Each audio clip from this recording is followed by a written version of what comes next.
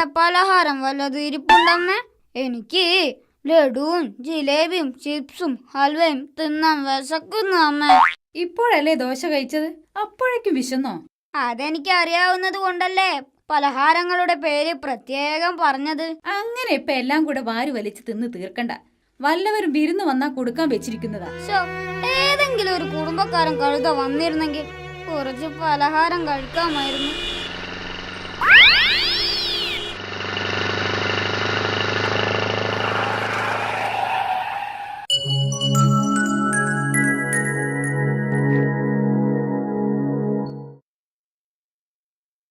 അമ്മേ അമ്മേ അമ്മേ! എന്താടാ കുരുത്തം കെട്ടവനെ? അടുക്കളയിൽ ഒരുപാട് ജോലിയുണ്ട്. അമ്മേ, നമ്മൾ അയൽക്കാരുമായി നല്ല ബന്ധം സ്ഥാപിക്കേണ്ടത് സാമൂഹിക ജീവിതത്തിൽ വളരെ അത്യാവശ്യമാണ് എന്ന് ചിന്നമ്മ ടീച്ചർ പറഞ്ഞത് നേരാണോ? പിന്നെ അല്ലാതെ, അയൽക്കാരുമായി നമ്മൾ എപ്പോഴും നല്ല ബന്ധം പുലർത്തണം. എങ്കിൽ ഞാനൊന്ന് ചിഞ്ചുവിന്റെ വീട് വരെ പോയി നല്ല ബന്ധം സ്ഥാപിച്ചിട്ട് വരട്ടെ.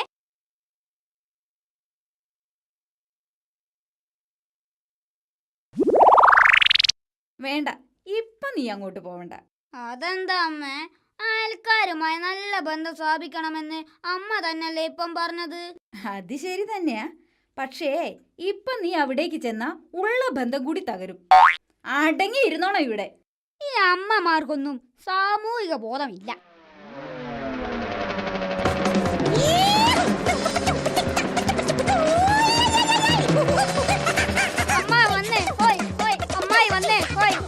അമ്മേ, വേഗം ചായയും പലഹാരവും എടുത്തു വെക്ക്.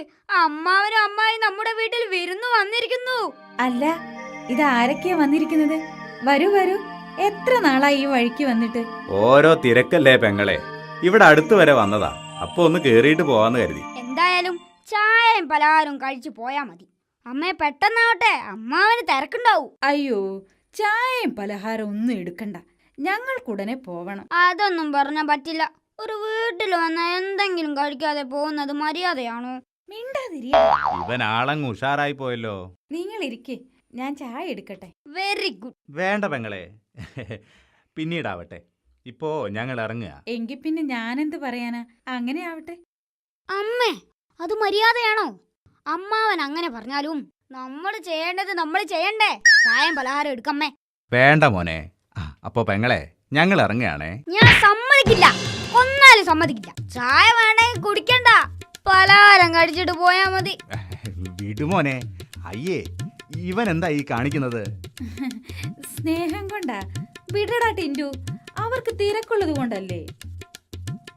അമ്മാവ, ഞാൻ അവസാനായിട്ട് പറയാ, സ്നേഹത്തോടെ പറയാ, പലഹാരം കഴിച്ചിട്ട് പോയാ മതി. ഒരു വീട്ടിൽ വന്നാല് അതാണ് ഒരു മര്യാദ. വേണ്ടെന്ന് പറഞ്ഞില്ലേ, ഞങ്ങൾ പിന്നെ വന്ന് കഴിച്ചോളാം. പലഹാരം കഴിച്ചിട്ട് പോയാ മതിയടാ കഴുതകള. മര്യാദ വേണടാ അമ്മാവ, മര്യാദ. ഒരു വീട്ടിൽ കയറി വന്നാലേ മര്യാദയായി പെരുമാറാൻ പഠിക്കും.